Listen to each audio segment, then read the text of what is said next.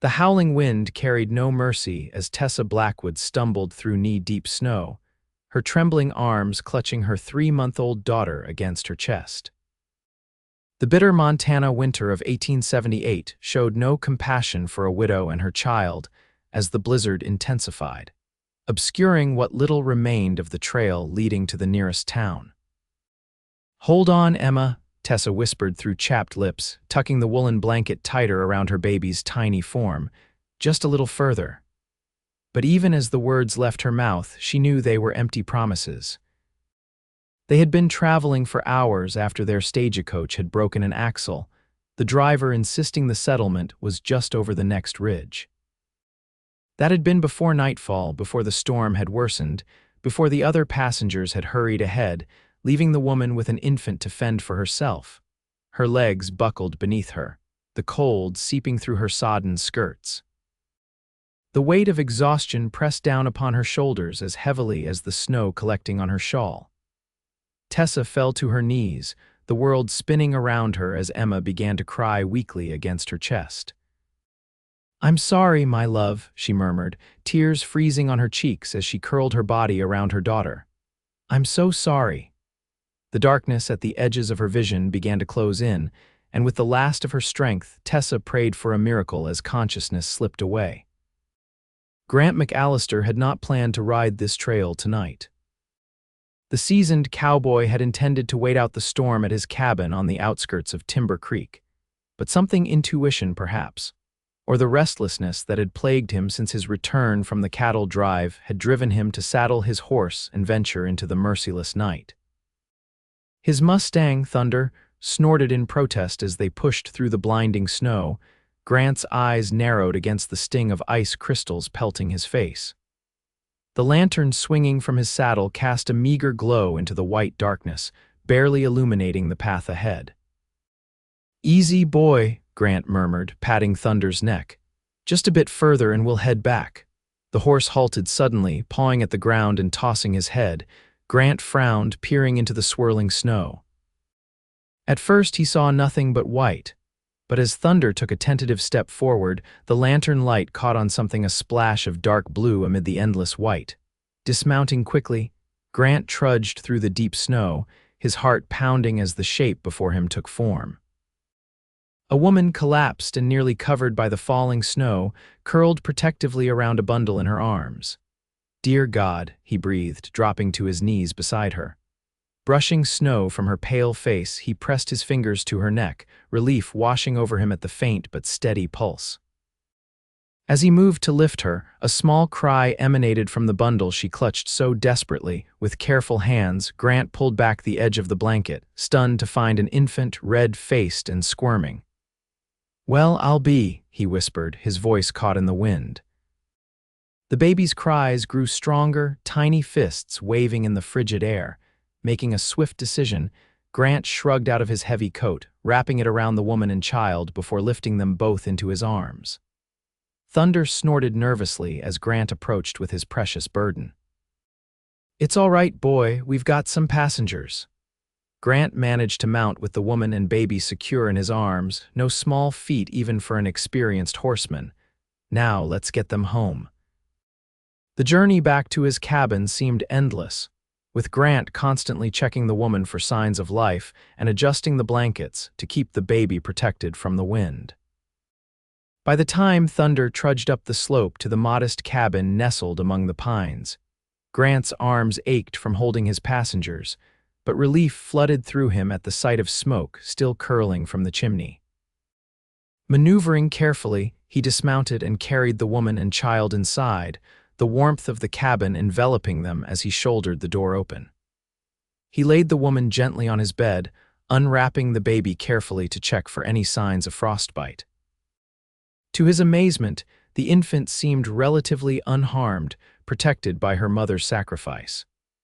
The baby blinked up at him with solemn eyes, her cries subsiding as the warmth of the cabin began to thaw her tiny limbs. "Well, little one," Grant said softly, rewrapping her in fresh, dry blankets from his chest, "let's see to your mama now." The woman was in far worse shape, her skin alarmingly cold to the touch, lips tinged blue. Grant worked quickly, removing her wet clothing and replacing it with one of his flannel shirts and a pair of woolen socks, careful to preserve her modesty while focusing on warming her core. He piled every available blanket on the bed, tucking them around her, before turning to stoke the fire to a roaring blaze. With the woman settled, Grant fashioned a makeshift cradle for the baby from a dresser drawer lined with blankets, placing it near the hearth where the child would stay warm. Then he set about preparing warm broth, glancing frequently at his unexpected guests. As the night deepened, Grant kept vigil, alternating between checking on the mother and tending to the baby, who accepted small spoonfuls of watered-down milk from his careful hands. It was well past midnight when the woman finally stirred, a soft moan escaping her lips as her eyelids fluttered open. Tessa awoke to unfamiliar surroundings, the sensation of warmth almost painful after the biting cold. Panic seized her as memory returned, and she bolted upright with a desperate cry. "Emma, my baby." "She's right here, madam," came a deep, steady voice from beside the hearth. "Safe and sound." Tessa's gaze fell upon a tall man rising from a chair, a small bundle cradled in his strong arms. Relief washed over her as he approached, carefully transferring her daughter into her trembling arms. Emma's face was pink and peaceful in sleep, a stark contrast to the blue-tinged, crying infant Tessa last remembered. "You saved us," Tessa whispered, tears welling in her eyes as she looked up at the stranger. His face was weathered by sun and wind, but his eyes were kind beneath the brim of his hat, which he removed respectfully as he stood before her. "Grant McAllister, madam," he introduced himself with a slight bow of his head. "And I was just in the right place at the right time, Providence some might call it."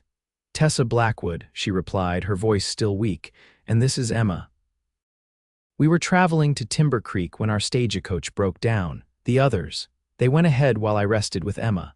When I tried to follow, the storm grew worse, and Her voice trailed off as the memory of her desperate journey through the snow returned. "You're safe now, Mrs. Blackwood," Grant assured her, moving to pour a cup of broth from the pot bubbling on the stove. "This here's my cabin. Not much, but it's warm and dry. The storm's likely to keep us here for a day or two." Tessa accepted the cup with a grateful nod, the warmth seeping into her hands. "Thank you, Mr. McAllister. I don't know how I can ever repay you for what you've done." Grant waved away her thanks, a hint of color rising in his cheeks. "No need for repayment. Couldn't leave you and the little one out there." He cleared his throat, suddenly uncomfortable with her gratitude. "You should rest some more. Dawn's still a few hours off." As Tessa settled back against the pillows with Emma nestled beside her, she watched Grant move about the cabin, his tall frame somehow fitting comfortably in the modest space. There was a quiet confidence in his movements, a gentle strength that put her at ease despite the precariousness of their situation. "Mr. McAllister," she called softly as he prepared to sit in the chair by the fire, "you must take your bed back." "I can't possibly—" "You most certainly can and will, Mrs. Blackwood," he interrupted firmly but kindly. "I've spent many a night in this chair and plenty more under the stars. It's no hardship." Too exhausted to argue further, Tessa nodded, allowing sleep to claim her once more as the storm raged outside the sturdy walls of Grant's cabin. The following morning broke clear and cold, the storm having passed during the night, leaving behind a pristine white landscape glittering in the sunlight. Grant had risen before dawn, quietly tending to his chores before preparing a simple breakfast of cornmeal mush and coffee. The aroma of food roused Tessa from her slumber, and she found herself watching Grant as he moved about the kitchen with surprising grace for such a large man. He was humming softly, a melody she didn't recognize, as he set the table with mismatched dishes that somehow seemed perfectly suited to the rustic cabin. "Good morning," she ventured, adjusting her position to check on Emma, who was beginning to stir beside her. Grant turned, a smile crinkling the corners of his eyes. "Morning, Mrs. Blackwood. How are you feeling today?" "Better, thank you," Tessa replied, surprised to find it was true. Though her body ached from the ordeal, the crushing exhaustion had lifted. "And please call me Tessa." "Tessa," he repeated, as if testing the name. Breakfast is nearly ready if you're hungry. As if on cue, Emma began to fuss, her tiny face scrunching as she let out a hungry cry. Tessa reached for her daughter, cradling her close as she sought to soothe her. "There's fresh milk cooling by the window," Grant offered, gesturing to a small pitcher. "My neighbor's cow provides more than enough for me. Thought it might be better for the little one than what I gave her last night." Tessa's heart warmed at his thoughtfulness. "Thank you." She's usually quite hungry in the mornings. Grant brought the milk to her, along with a clean cloth for feeding the baby, then discreetly busied himself at the stove to give her privacy. Once Emma was contentedly nursing, he returned with a steaming bowl of mush, setting it on the small table beside the bed. "I'm afraid it's nothing fancy," he apologized, rubbing the back of his neck. "Been meaning to restock my supplies, but the storm came earlier than expected." "It's perfect," Tessa assured him, touched by his concern. "After yesterday, I wouldn't complain about hardtack and water," Grant chuckled, the sound warm and genuine. "Well, I hope my cooking's at least a step above hardtack," he hesitated, glancing toward the window. "The trail to town will be impassable for a day or two with the fresh snow. I hope you don't mind staying here until it's safe to travel." "You've already done so much," Tessa began, but Grant held up a hand to stop her. "It's no trouble at all," he insisted. "Truth be told, it's nice having company out here. Gets mighty quiet sometimes." As they shared breakfast, Tessa learned that Grant had been ranching in the area for nearly 5 years after spending his youth driving cattle across the plains. He'd saved enough to purchase his small spread and now raised horses, with a modest herd of cattle on the side. "What brings you to Timber Creek?" Grant asked as he collected their empty dishes. "If you don't mind my asking." Tessa sighed, the weight of her circumstances settling back upon her shoulders. "My husband Thomas passed 6 months ago. Consumption took him quickly." She stroked Emma's downy head, drawing strength from her daughter's presence. "We had a small farm outside of Cheyenne, but without Thomas, I couldn't manage it alone. My sister, Margaret, lives in Timber Creek with her husband. She wrote that they could use help at their mercantile and offered us a place to stay until we get settled." Grant nodded solemnly. "I'm sorry for your loss. It's not easy starting over, especially with a little one." His gaze fell on Emma, who had fallen asleep after her meal. "She's a beautiful child. She has her father's eyes," Tessa said softly, a sad smile playing at her lips. "She's all I have left of him now." A comfortable silence fell between them, broken only by the crackling of the fire and the occasional soft snore from Emma. Grant moved to the window, surveying the snow-covered landscape. "I should check on the animals," he said finally. "Will you be all right for a bit?" "Of course," Tessa assured him. "Please don't let us keep you from your work." Grant nodded, donning his coat and hat before heading outside. Tessa watched through the window as he trudged through the snow to the small barn behind the cabin, his broad shoulders set against the cold. There was something comforting about his presence, a steadiness that made her feel secure despite their brief acquaintance. While he was gone, Tessa took the opportunity to explore the cabin. It was a simple structure, just 2 rooms, the main living area with the kitchen and hearth, and a small side room that appeared to serve as Grant's workspace, with a desk covered in ledgers and correspondence. Despite its utilitarian nature, there were touches that spoke of care. A handmade quilt draped over the back of a chair, a shelf of well-worn books, a whittled wooden horse set carefully on the mantel. By the time Grant returned, cheeks ruddy from the cold, Tessa had managed to straighten the bed and wash the breakfast dishes, Emma sleeping peacefully in her makeshift cradle. "You didn't need to do that," Grant protested when he saw the tidy kitchen. "It's the least I can do," Tessa replied. "Besides, it feels good to be useful." The day passed quietly, with Grant tending to necessary chores while Tessa cared for Emma and helped around the cabin where she could. By evening, a comfortable rhythm had established itself between them, as if they had known each other far longer than a single day. After supper, a hearty stew Grant had prepared from preserved vegetables and salted beef. They sat before the fire, the howl of the wind outside making the warmth of the cabin all the more precious. "How long have you been on your own, Grant?" Tessa asked, surprising herself with the personal question. Grant poked at the fire, sending sparks dancing up the chimney. Most of my life, I suppose. Lost my parents young, worked as a ranch hand from the time I was 14. Never really had a place to call home until I bought this land. It's a lovely home, Tessa said sincerely, glancing around the cabin that somehow felt both masculine and welcoming. It suits me, Grant replied with a small smile, though I reckon it could use a woman's touch. Been meaning to plant some flowers come spring, maybe add some curtains to brighten the place up. Curtains would be nice, Tessa agreed, trying to ignore the flutter in her chest at the way the firelight played across his features, softening the weathered lines of his face. Perhaps some yellow ones to catch the morning sun. Grant's eyes met hers across the hearth, something unspoken passing between them before he looked away, clearing his throat. That sounds real nice, Tessa. The following day brought clear skies and a warming sun that began to melt the top layer of snow. Grant announced at breakfast that if the weather held, the trail to Timber Creek might be passable by the next morning.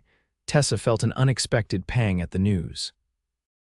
While she was eager to reach her sister and begin rebuilding her life, the thought of leaving the sanctuary of Grant's cabin and Grant himself filled her with a strange melancholy. "I suppose we should prepare for the journey then," she said, keeping her voice light as she bounced Emma on her knee. Grant nodded, his expression unreadable. "I'll ready the sleigh. It'll be easier than riding, especially with the little one." The day passed too quickly for Tessa's liking, filled with preparations for their departure. Grant insisted on loading the sleigh with extra blankets and provisions, taking no chances with the unpredictable mountain weather. Tessa packed her few belongings, carefully wrapping Emma's things in the softest blankets Grant could provide. As evening approached, a tension settled over the cabin, neither of them willing to acknowledge the impending separation. They ate their supper in relative silence, the crackling of the fire and Emma's occasional coos the only sounds breaking the quiet. "Tessa," Grant finally said as they sat before the hearth, Emma sleeping in her cradle nearby. "I want you to know that if things don't work out with your sister, or if you need anything at all while you're in Timber Creek, my door is always open to you and Emma." Tessa looked up, meeting his earnest gaze. "That's very kind of you, Grant. It's not kindness," he replied, his voice low and sincere. "These past 2 days, well, I've grown fond of having you both here. The cabin feels different with you in it, warmer somehow." "I've felt it too," Tessa admitted, her heart pounding. "I can't explain it, but being here with you feels." She searched for the right word. "Natural." Grant leaned forward slightly, his eyes never leaving hers. "I know it's forward of me, and you've only just lost your husband, but I'd like to call on you in town if you'd allow it. Just to check on you and Emma, make sure you're settling in all right." "I'd like that very much," Tessa whispered, a warmth spreading through her that had nothing to do with the fire. The morning of their departure dawned clear and cold, the sun casting long shadows across the pristine snow as Grant loaded the last of their belongings into the sleigh. Thunder and his stablemate, a sturdy mare named Belle, were harnessed and ready, their breath forming clouds in the crisp air. Tessa stood in the doorway of the cabin, Emma bundled securely against her chest, taking one last look at the place that had become a haven in such a short time. The simple furnishings, the warm hearth, the scent of coffee and wood smoke, all of it had imprinted itself on her memory. "Ready?" Grant asked, approaching with a gentle smile. He wore his best coat and had trimmed his beard, looking every inch the respectable rancher rather than the rugged cowboy who had rescued them from the storm.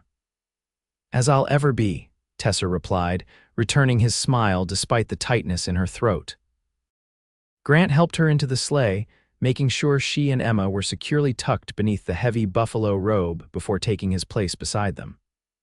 With a click of his tongue and a gentle slap of the reins, they were off, the runners of the sleigh cutting smooth tracks through the snow. The journey to Timber Creek took most of the morning, with Grant pointing out landmarks along the way and sharing stories of the area. As they crested the final hill, the town came into view, a collection of wooden buildings strung along a main street, smoke rising from chimneys, the spire of a small church rising above the rooftops. "It's larger than I expected," Tessa remarked, taking in the sight of her new home. "It's grown some in recent years," Grant explained. "The railroad spur brought more settlers, and the silver mine up north keeps the economy steady." As they approached the town limits, Tessa felt a flutter of anxiety. "My sister's mercantile is on the main street, according to her letters." "Pearson's General Store," Grant nodded. "I know it. Jacob Pearson runs a fair business. Good man." The sleigh glided down the snowy street, attracting curious glances from townsfolk going about their morning business. Grant guided the horses to a stop before a two-story building with a painted sign reading Pearson's General Store and Mercantile. The windows displayed an assortment of goods, and a bell jingled as the door opened, a woman stepping out onto the porch. "Tessa." The woman called, her face lighting up with recognition. "Oh, thank heavens." Margaret Pearson rushed down the steps, heedless of the snow, and embraced her sister carefully, mindful of the baby between them. "We were so worried when you didn't arrive with the stagecoach passengers yesterday.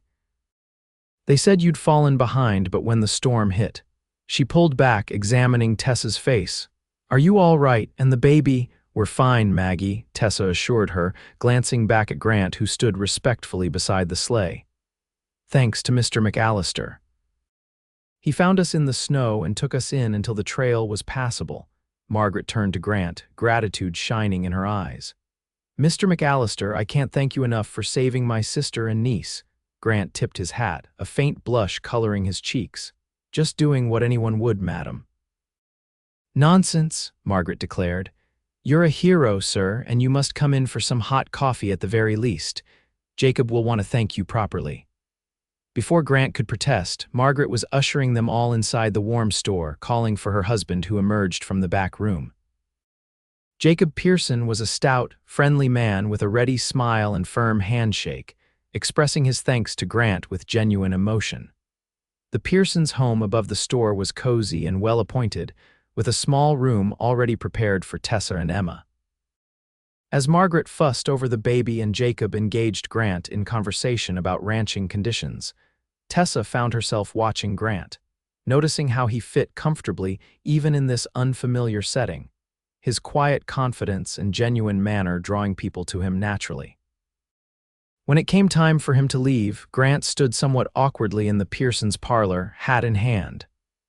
"I should be getting back before dark," he said, glancing out the window at the afternoon sun. "Of course," Jacob agreed, "but you must join us for Sunday dinner this weekend." "It's the least we can do." "That's mighty kind of you," Grant replied, his eyes finding Tessa's across the room. "I'd be honored." Margaret, perceptive as always, glanced between them with a knowing smile. "Tessa, why don't you see Mr. McAllister out? I'll look after Emma for a moment." In the privacy of the store's front porch, Tessa found herself suddenly shy, unsure of what to say to the man who had saved not only her life and her daughter's, but who had somehow, in the span of 3 days, carved out a place in her heart. "Thank you again, Grant," she said finally. "For everything?" "It was my pleasure, Tessa," he replied, his voice warm despite the cold air between them. "I meant what I said about calling on you, if that's still all right." "More than all right," Tessa assured him, gathering her courage. "In fact, I'd be disappointed if you didn't." A smile spread across Grant's face, reaching his eyes and crinkling the corners. "Then I'll see you on Sunday, if not before." He tipped his hat and descended the steps to his waiting sleigh. Tessa watched him go, a mixture of emotions swirling within her: gratitude, hope, and something else. Something new and fragile that she wasn't quite ready to name. As the sleigh disappeared down the street, Tessa turned back to the warmth of her sister's home, feeling for the first time since Thomas's death that perhaps the future held promise after all. The days following Tessa's arrival in Timber Creek passed in a blur of activity. Margaret and Jacob welcomed her and Emma with open arms, integrating them into their household with an ease that soothed much of Tessa's anxiety about starting over. The small room they had prepared was comfortable, with a window overlooking the main street and a cradle for Emma that Jacob had crafted himself. Margaret wasted no time introducing Tessa to the workings of the mercantile, showing her the inventory system and teaching her how to operate the cash register. The store served as the heart of Timber Creek, and Tessa quickly found herself learning the names and faces of the townspeople who came through its doors. Mrs. Walker always buys a pound of sugar on Tuesdays, without fail, Margaret explained as they stocked shelves. And Mr. Jenkins will spend half an hour deciding between two nearly identical fishing lures before buying both. Tessa laughed, adjusting Emma in the sling she wore across her chest. It seems you know everyone's habits. It's part of running a successful business, Margaret replied with a smile. People appreciate being remembered. She paused, her eyes twinkling. Speaking of being remembered, Mr. McAllister has quite a reputation in these parts. Oh, Tessa tried to sound casual, though her heart quickened at the mention of Grant. Margaret nodded, arranging a display of canned goods. Known as one of the most honorable men in the county, helps his neighbors without being asked, fair in his business dealings. Several young ladies in town have set their caps for him, but he's never shown interest. She glanced sideways at Tessa. Until now, perhaps, Tessa felt a blush creep up her cheeks. Maggie, it's not like that. He was simply being kind to a woman in distress. If you say so, Margaret replied, clearly unconvinced, but I saw the way he looked at you, Tessa. And the way you looked at him. Before Tessa could respond, the bell above the door jingled, announcing a customer. Margaret greeted the elderly woman who entered, leaving Tessa to her thoughts that increasingly centered around a certain cowboy with kind eyes and gentle hands. Sunday arrived with clear skies and mild temperatures, a welcome respite from the cold snap that had gripped the region. Tessa found herself taking extra care with her appearance. Selecting her best dress, a simple blue wool that Margaret insisted brought out the color of her eyes, and arranging her hair in a more elaborate style than she had attempted since Thomas's death. You look lovely, Margaret commented as they prepared for church services. Blue has always suited you.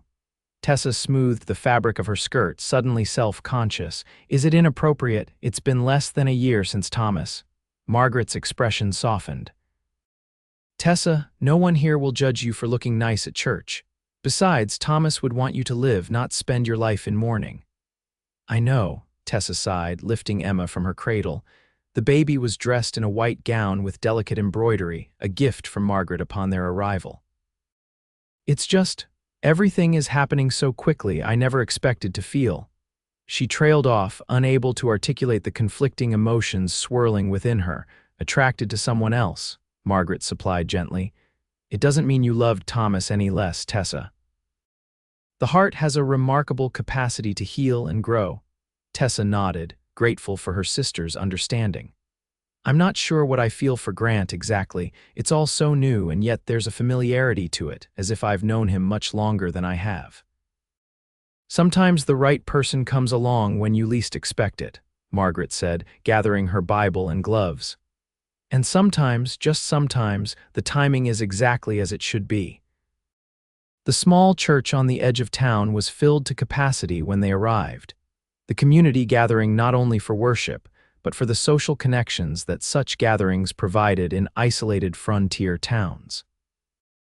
Tessa felt curious eyes upon her as Jacob led them to a pew near the front, whispers following in their wake as townsfolk noted the newcomer with the baby.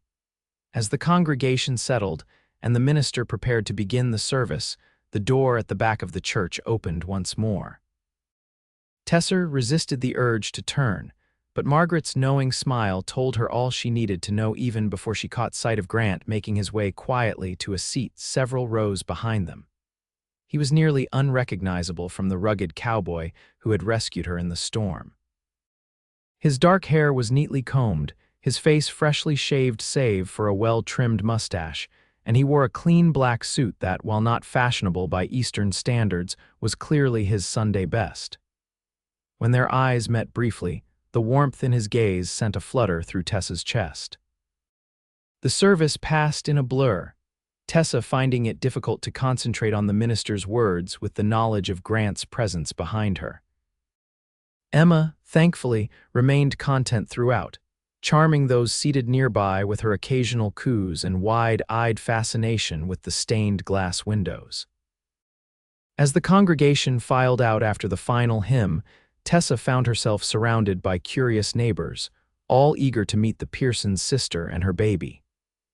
She smiled and nodded through introductions, trying to memorize names and faces while keeping an eye out for Grant. He stood at the edge of the churchyard, engaged in conversation with several men, but his attention kept drifting to where Tessa stood with her sister. When the crowd around her finally thinned, he approached, hat in hand. "Good morning, Mrs. Blackwood," he greeted her formally, mindful of the public setting. "Miss Emma." He smiled down at the baby, who regarded him solemnly from her mother's arms. "Mr. McAllister," Tessa replied, matching his tone while hoping her eyes conveyed the warmth she felt at seeing him again. "It's good to see you. You're still joining us for dinner, I hope," Margaret interjected, her eyes twinkling with barely concealed matchmaking intent.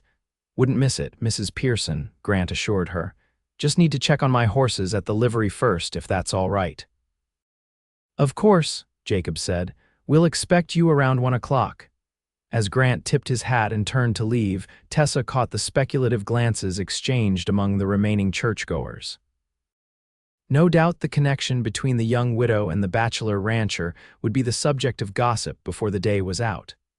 Strangely, the thought didn't bother her as much as it might have once. Back at the Pearsons' home, preparations for Sunday dinner were in full swing. Tessa helped Margaret in the kitchen while Jacob entertained Emma, the baby delighted by her uncle's silly faces and gentle bouncing. "The roast should be perfect by the time Mr. McAllister arrives," Margaret commented, checking the oven, "and I've made your favorite apple pie for dessert." "You're spoiling us, Maggie," Tessa said, arranging freshly baked rolls in a basket. "You and Jacob have been so generous." "Nonsense," Margaret waved away her thanks. "Having you and Emma here has brought new life to this house. Jacob and I—" She hesitated, a shadow crossing her face. "Well, we'd hoped for children of our own by now. Having a baby around is a joy for us both." Tessa squeezed her sister's hand. "I'm sorry, Maggie, I didn't realize." "It's in God's hands," Margaret replied with a brave smile, "and in the meantime we have a beautiful niece to dote on." She glanced at the clock on the mantel. "Speaking of doting, your cowboy should be arriving any minute now." "He's not my cowboy," Tessa protested, though the phrase sent a pleasant warmth through her. Margaret's retort was interrupted by a knock at the door. Jacob answered it, and Grant's deep voice carried from the entryway, followed by Emma's excited babble as she recognized her rescuer.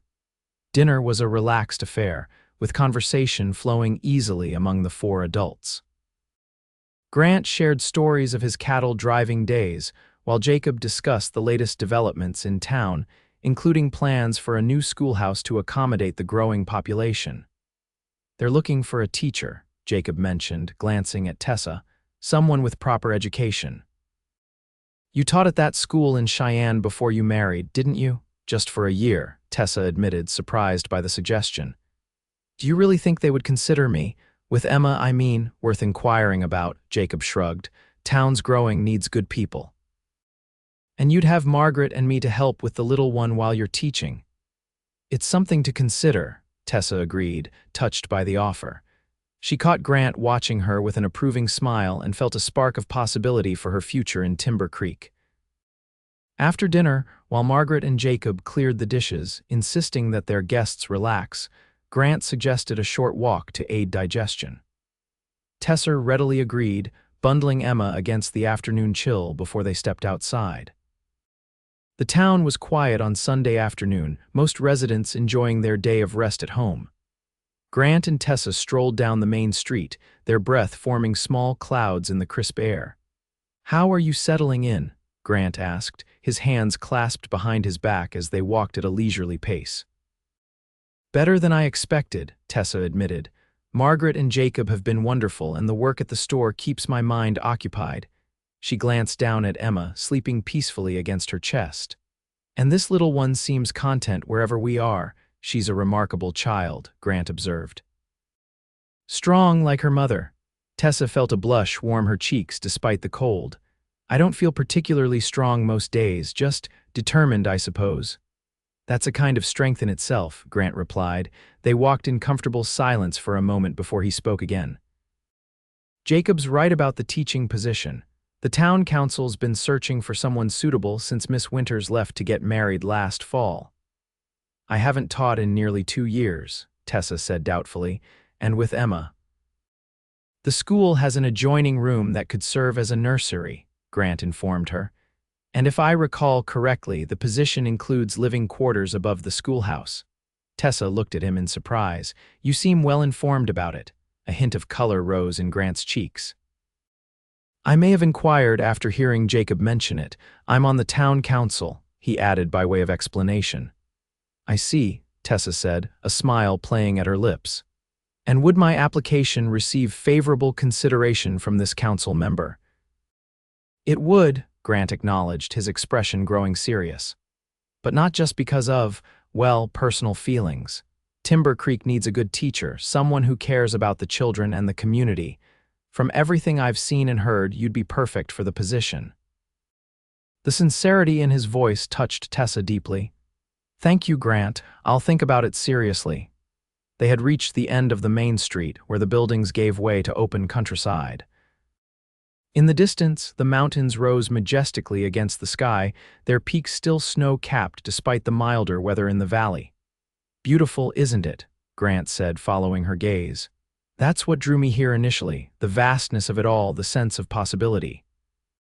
I can see why you stayed, Tessa replied. There's something special about this place.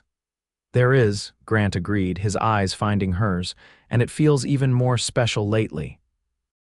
The moment stretched between them, charged with unspoken feelings until Emma stirred against Tessa's chest, breaking the spell.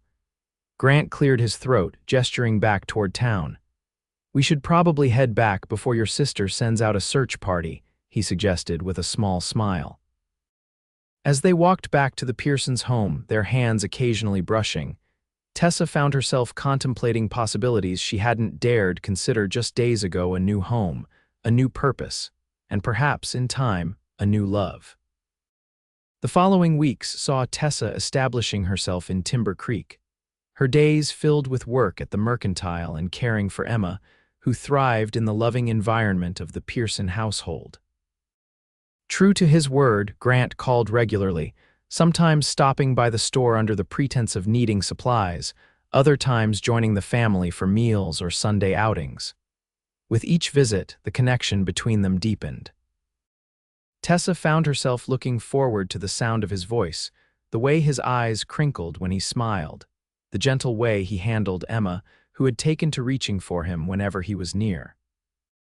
For his part, Grant showed his regard in countless small ways, bringing wildflowers he'd discovered on his property, carving a tiny wooden horse for Emma, offering his arm during their increasingly frequent walks through town. He's courting you properly, Margaret observed one evening as they prepared for bed, after Grant had joined them for supper and lingered until well past Emma's bedtime. Taking his time, showing respect for your position. Is that what this is, courting? Tessa asked, though she knew the answer in her heart. Margaret gave her a knowing look. What would you call it? I'm not sure, Tessa admitted, brushing her hair before the small mirror on her dresser. It's different from what I had with Thomas. We grew up together, knew each other all our lives. With Grant, she searched for the right words. It's like discovering something I didn't know I was looking for. And is that a good thing? Margaret asked gently. Tessa set down her brush, meeting her sister's eyes in the mirror. Yes, she said softly, I think it is. The teaching position at the Timber Creek School remained vacant, and after much consideration and encouragement from both the Pearsons and Grant, Tessa decided to apply. The town council interviewed her on a Tuesday afternoon, a formal affair held in the back room of the mayor's office with 5 stern-faced council members, including Grant, who maintained a professional demeanor despite the warmth in his eyes whenever they met hers. 2 days later, Jacob brought home the news that Tessa had been selected unanimously. The school term would begin in 3 weeks, giving her time to prepare lessons and settle into the small apartment above the schoolhouse. It's perfect timing, Margaret declared as they celebrated that evening. The store inventory will be complete by then, and the apartment is in good condition, just needs a woman's touch.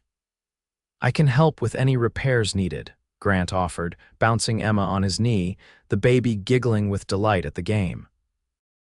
Might need to build some shelves for books, maybe fix that loose railing on the stairs.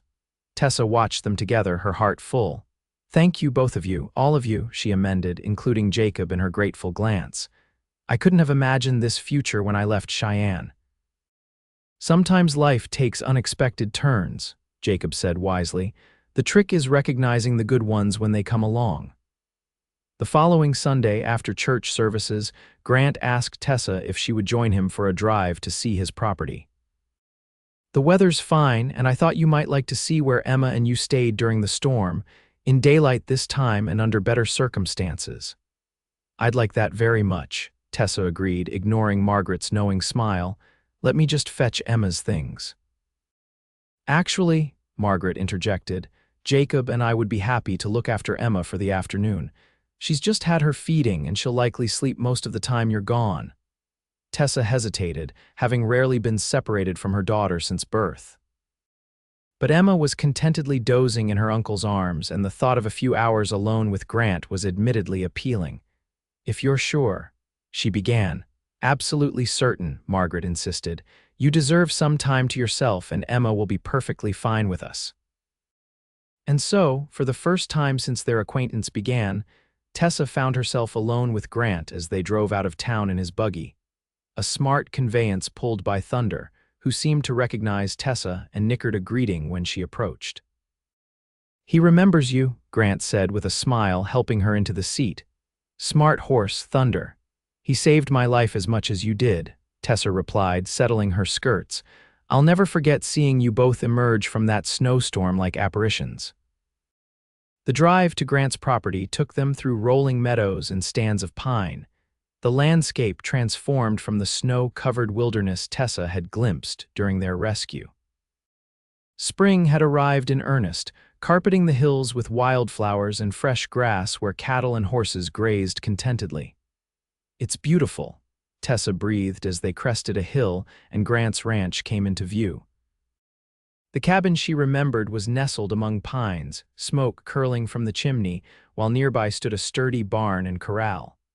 Several horses moved about the enclosure, their coats gleaming in the sunlight.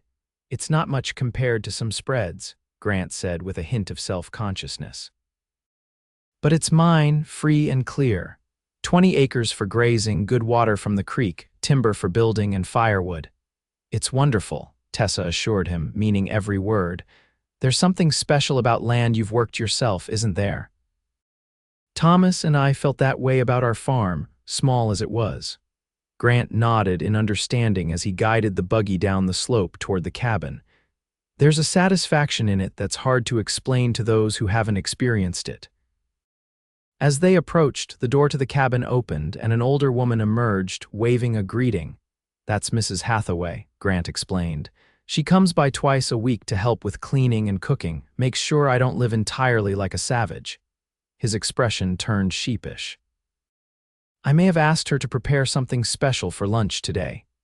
The inside of the cabin was both familiar and different to Tessa. The basic layout remained as she remembered: the hearth, the table, the bed where she and Emma had recovered from their ordeal, but there were noticeable changes. Curtains hung at the windows, yellow as she had suggested, and the surfaces gleamed with polish. A vase of wildflowers sat on the table, which was set for two with what appeared to be Grant's best dishes. Mr. McAllister, Mrs. Hathaway greeted him with a knowing smile. I've left everything as you asked. The stew is keeping warm on the stove and there's fresh bread wrapped in the cloth. Apple tart for dessert. Thank you, Mrs. Hathaway, Grant replied, tipping his hat to the older woman. This is Mrs. Blackwood, the lady I mentioned. Pleased to meet you, dear, Mrs. Hathaway said, her eyes twinkling as she assessed Tessa. I've heard quite a bit about you and your little one. Mr. McAllister speaks very highly of you both. The pleasure is mine, Tessa responded, feeling a blush rise to her cheeks at the implication that Grant had discussed her with his housekeeper. After Mrs. Hathaway departed, Grant showed Tessa around the property: the barn with its neat stalls, the workshop where he crafted repairs for his equipment, the garden plot where he grew vegetables in the summer months. "I've been thinking of expanding," he said as they walked along the creek that bordered his land. "There's a parcel adjoining mine that might come up for sale soon. Good grazing land, and it includes that stand of cottonwoods over yonder." "You have plans for the future," Tessa observed, picking her way carefully along the rocky bank. "More so lately than before," Grant admitted, offering his hand to help her over a particularly uneven stretch. The warmth of his fingers around her sent a pleasant shiver up her arm. "For a long time it was enough just to have my own place, to answer to no one but myself, but recently—" He trailed off, his eyes meeting hers briefly before looking away. "Recently?" Tessa prompted gently when he didn't continue. Grant cleared his throat, stopping to face her fully.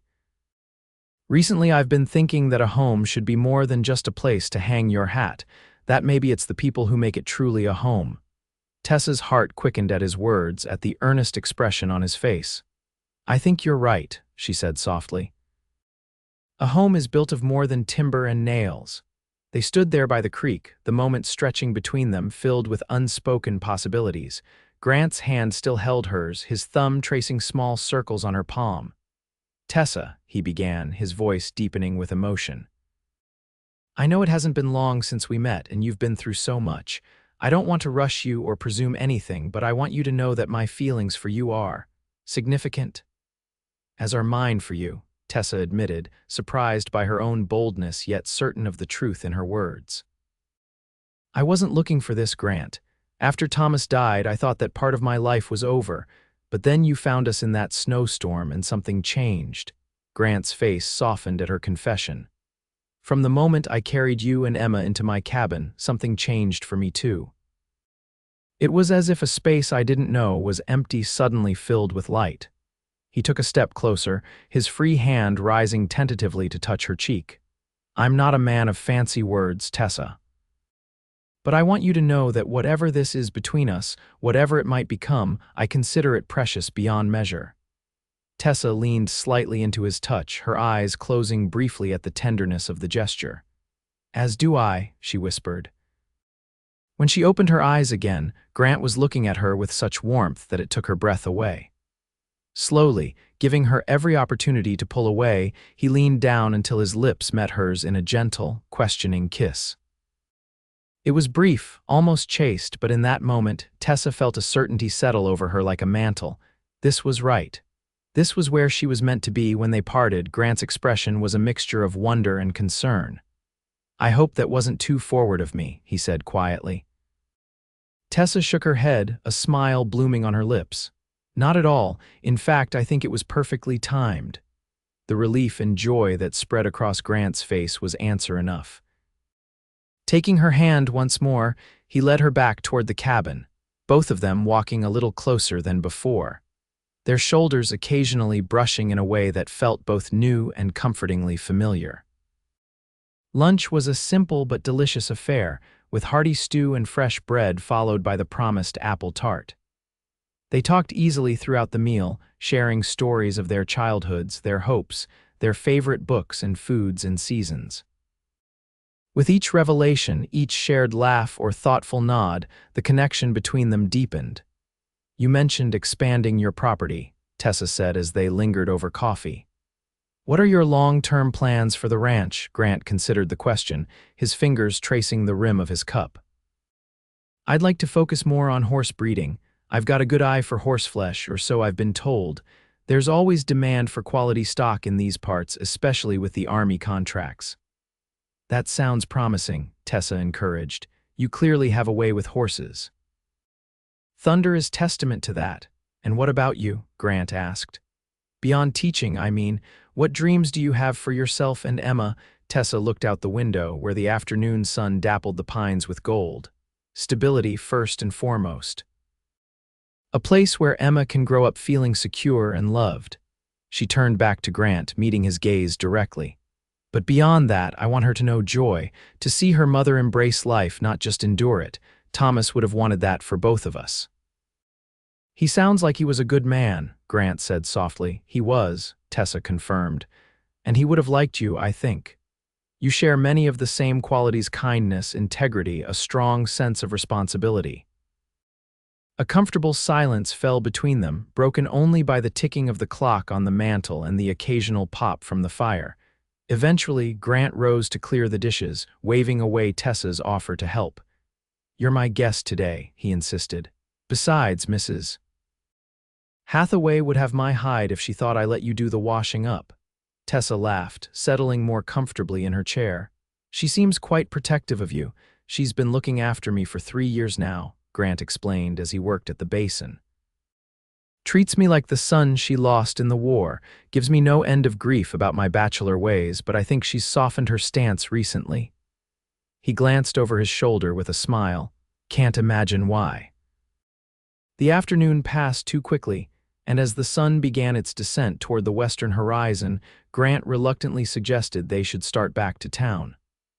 "Much as I'd like to keep you here," he said, helping Tessa with her shawl, "I promised your sister I'd have you back before dark." The return journey was made in companionable silence for the most part, both of them content to enjoy the beauty of the landscape and the simple pleasure of being together. As they approached the outskirts of Timber Creek, Grant slowed the buggy to a walk. "Tessa," he said, his voice serious, "I want to be clear about my intentions. I care deeply for you and Emma, and I hope that in time, if you're willing, we might build a future together." He paused, gathering his thoughts. "But I understand that you need time, that your heart is still healing, and that Emma must be your first consideration in all things. I won't rush you, and I won't press for more than you're ready to give." Touched by his consideration, Tessa placed her hand on his arm. "Thank you, Grant. Your understanding means more than I can say." She took a deep breath, deciding on honesty. "I do care for you more than I thought possible after such a short acquaintance, and I believe that given time, those feelings could grow into something profound." The smile that illuminated Grant's face at her words was like the sunrise after a long night. "That's all I could hope for," he said, covering her hand with his own. "Time and the chance to prove myself worthy of both you and Emma." When they arrived at the Pearson home, Margaret greeted them with knowing eyes but refrained from commenting on the glow in her sister's cheeks, or the protective way Grant helped Tessa down from the buggy. Emma, freshly awoken from her afternoon nap, babbled excitedly at the sight of her mother, tiny arms reaching out from Jacob's hold. "She's been an angel," Margaret reported as Tessa gathered her daughter close. "Though she did seem to be looking for you about an hour ago. Has a sense of time, this one." "Thank you both for watching her," Tessa said, pressing a kiss to Emma's downy head. "It was a lovely afternoon." "No need for thanks," Jacob insisted. "She's a joy to have around." He turned to Grant with a smile. "Staying for supper, McAllister?" "Margaret's made enough to feed an army, as usual." Grant glanced at Tessa, a question in his eyes. At her slight nod, he removed his hat with a smile. "If it's no trouble, I'd be obliged." As they settled around the Pearsons' table, Emma contentedly nestled in her mother's lap. Tessa felt a sense of rightness wash over her. This unexpected path her life had taken from the brink of tragedy in a snowstorm to the warmth of a new beginning seemed less like chance and more like destiny with each passing day. The spring weeks flowed into summer, marked by Tessa's successful start as the Timber Creek schoolteacher and her gradual move into the small apartment above the schoolhouse. The space was modest but welcoming, with 2 bedrooms, a combined kitchen and living area, and windows that caught the morning light.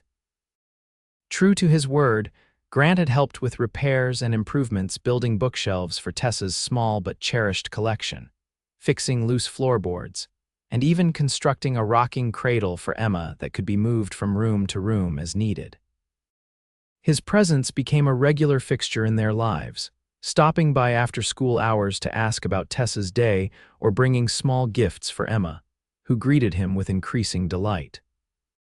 The town observed their developing relationship with the keen interest typical of small communities, but the circumstances of their meeting, Grant's heroic rescue of the widow and her baby, lent a romantic quality to the narrative that even the most practical townspeople found appealing. The fact that Tessa quickly proved herself a dedicated teacher who genuinely cared for her pupils only enhanced her standing in Timber Creek. As summer deepened, Grant's courtship became more formal. He escorted Tessa to town socials and church picnics, took her and Emma on Sunday drives to his ranch, and occasionally joined them for simple suppers in the schoolhouse apartment, always departing at a respectable hour. One warm evening in late July, as they sat on the small porch outside Tessa's quarters watching the sunset paint the distant mountains in hues of gold and pink, Grant broached a subject that had clearly been on his mind. "I've been thinking," he began, his gaze fixed on the horizon. "The town's growing fast, and with it, the school. You mentioned that enrollment for the fall term is already higher than expected. 15 students confirmed, with possibly 3 more arriving before September," Tessa confirmed, gently rocking Emma's cradle with her foot.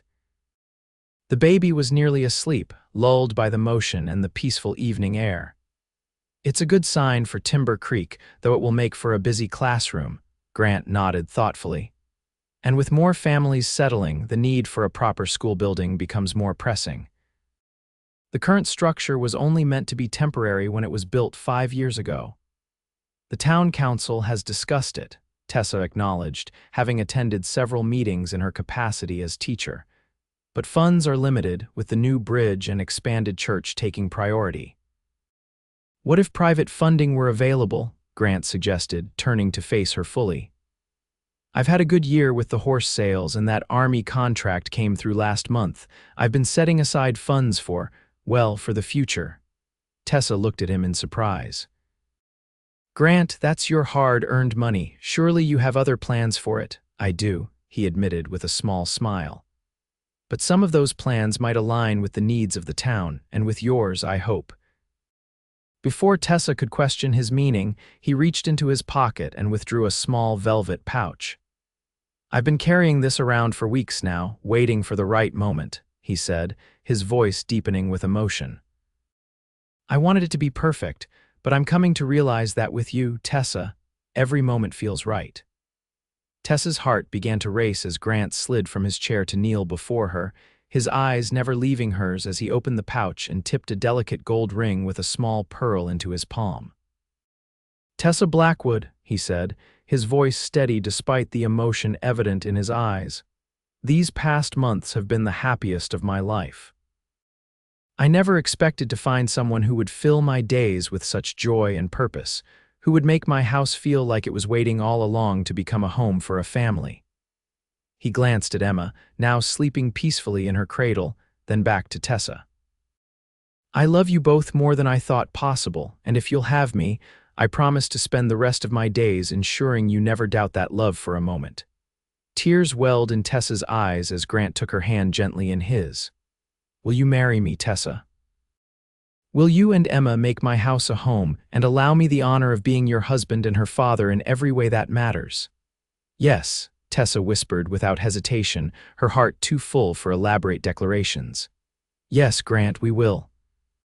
His smile was brilliant as he slipped the ring onto her finger, then rose to pull her gently to her feet and into his arms.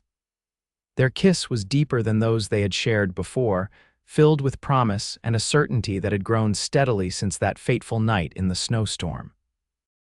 When they finally parted, Grant rested his forehead against hers, his hands cradling her face as if she were the most precious thing in the world. "I was hoping you'd say that," he murmured.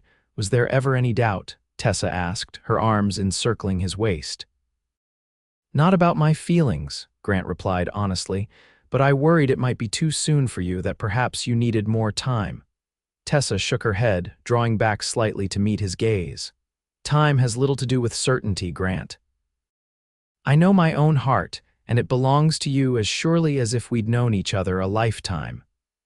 The wedding took place in early September, just before the start of the new school term. It was a simple affair held in the Timber Creek Church, with Margaret standing as Tessa's matron of honor and Jacob serving as Grant's best man. Emma, now crawling and babbling with increasing complexity, was the center of attention in a dress of pale yellow that Margaret had sewn especially for the occasion. The entire town turned out for the celebration, the schoolhouse decorated with wildflowers and ribbon for the reception that followed the ceremony. Children played games on the grass, while adults enjoyed a feast contributed by every household in the community: fried chicken and ham, fresh bread and preserves, cakes and pies of every description. As the afternoon waned, Tessa found a moment alone with her new husband, slipping away from the festivities to stand in the shade of the large oak tree behind the school. "Happy, Mrs. McAllister?" Grant asked, his arm secure around her waist as they watched the celebration from their quiet vantage point. "Perfectly," Tessa replied, leaning into his embrace. "Though it still feels strange to hear that name applied to me, you'll get used to it," Grant assured her with a smile. "We have a lifetime for that." They had decided that Tessa would continue teaching through the fall term, with Emma joining her at school each day as before. Come winter, they would reassess based on the town's needs and their own changing circumstances. Grant had already begun construction on an addition to his cabin, 2 new rooms that would serve as a proper bedroom for Emma and a small study for Tessa. "I should warn you," Tessa said, turning in Grant's arms to face him. "Emma has been trying to say Papa for the past week. Margaret swears she nearly managed it yesterday." The joy that spread across Grant's face at this news was breathtaking. "Really, she's trying to, for me, for you," Tessa confirmed, her heart swelling at his reaction. "She knows who you are to her, Grant. Blood relation or not, you're her father in every way that matters."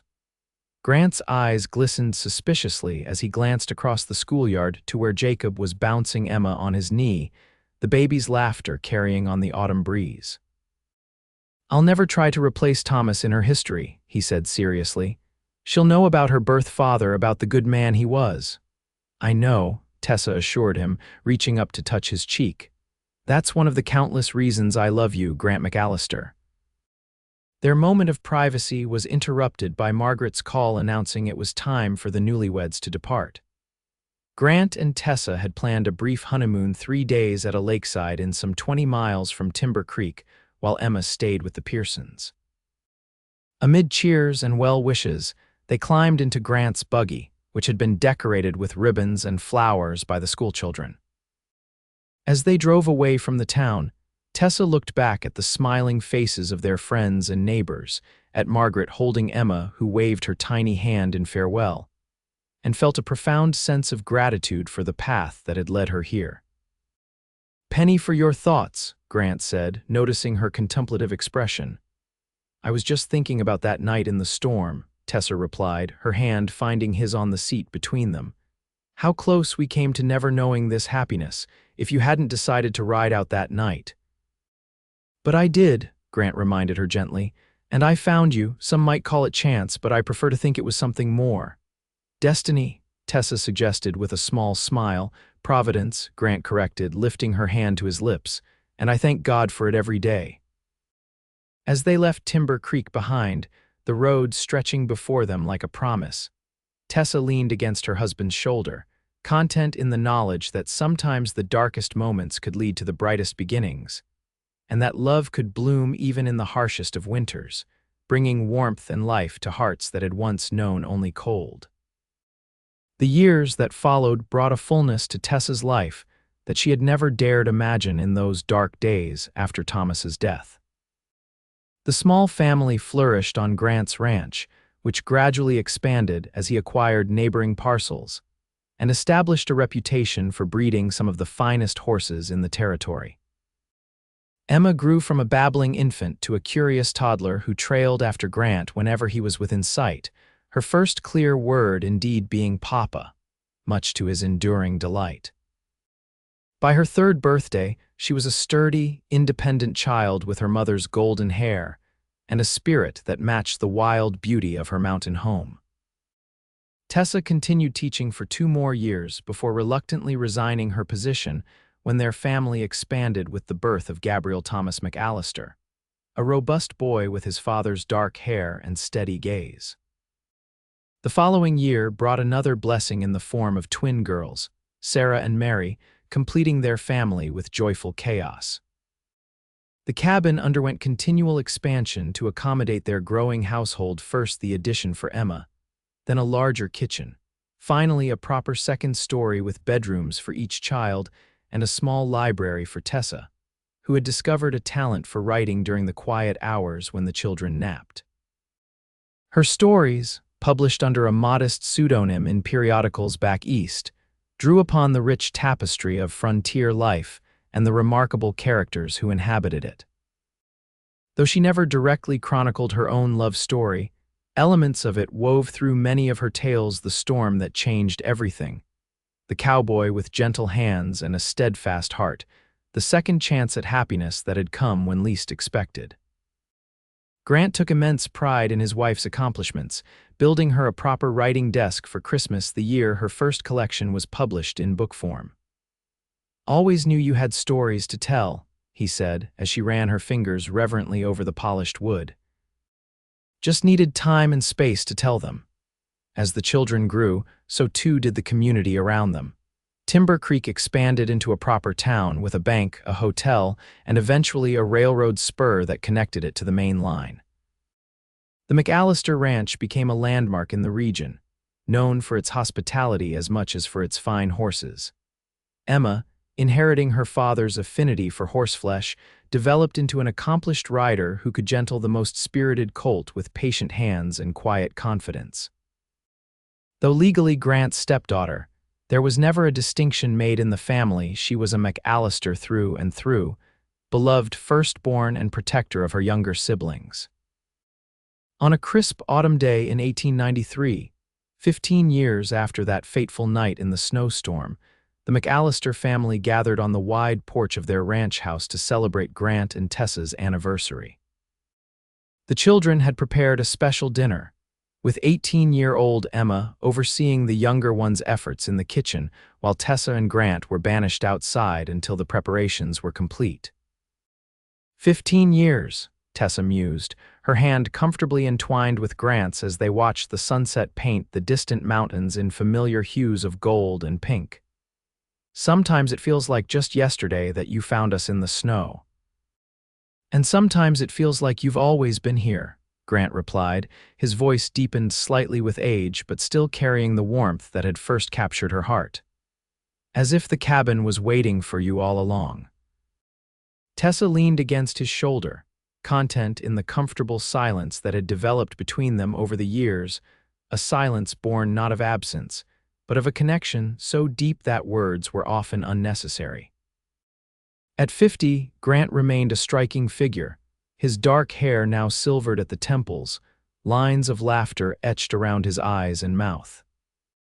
He had gradually shifted the more strenuous ranch work to younger hands, focusing instead on breeding and training, areas where his experience and judgment were invaluable. Tessa, at 42, had maintained the quiet beauty that had first drawn Grant's eye, though childbearing and the frontier life had left their marks.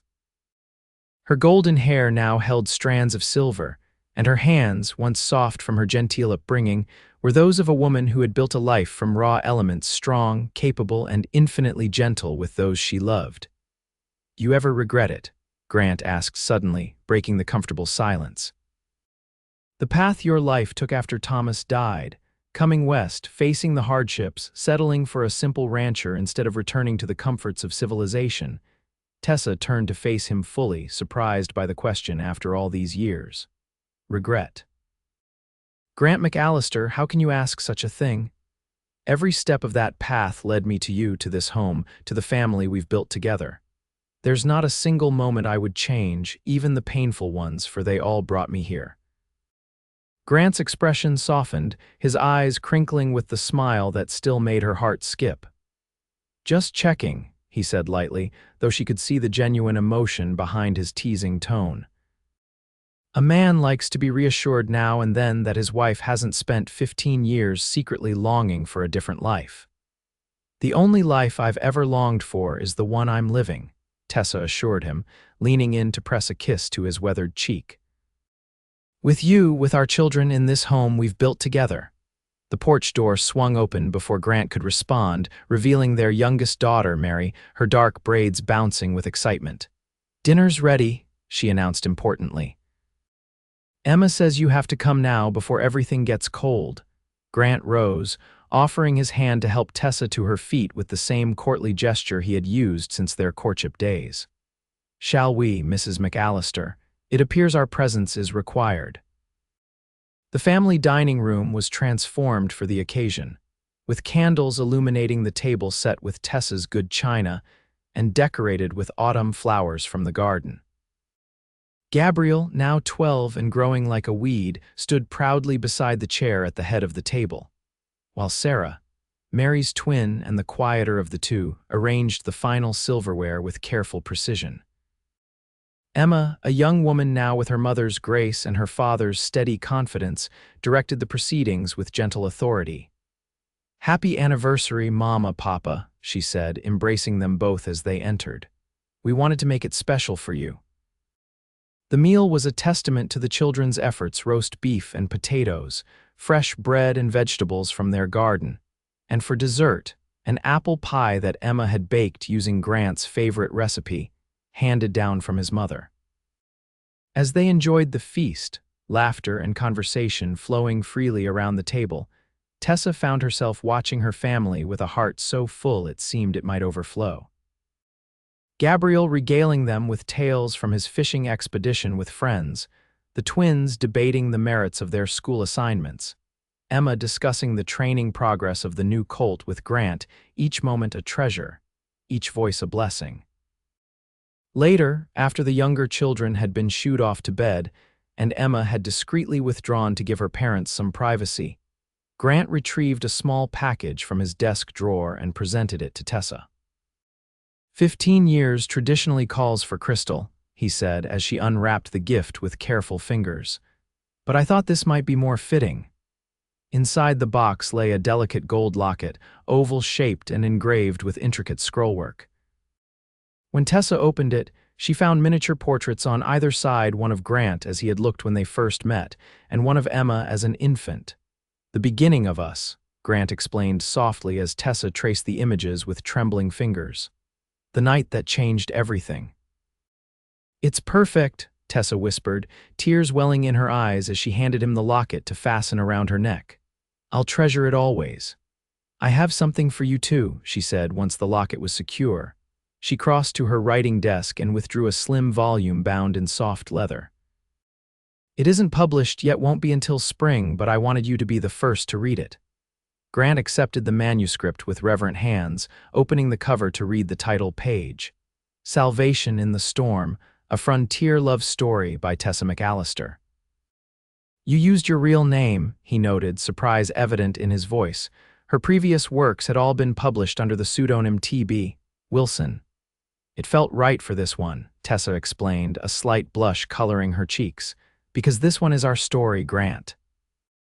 Fictionalized in places, of course, but at its heart, it's about a man who rode into a blizzard and found more than he was looking for, about a woman and her child given a second chance at happiness, about love blooming in the harshest of winters."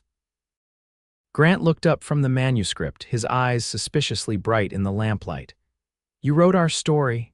"I did," Tessa confirmed, moving to stand beside him.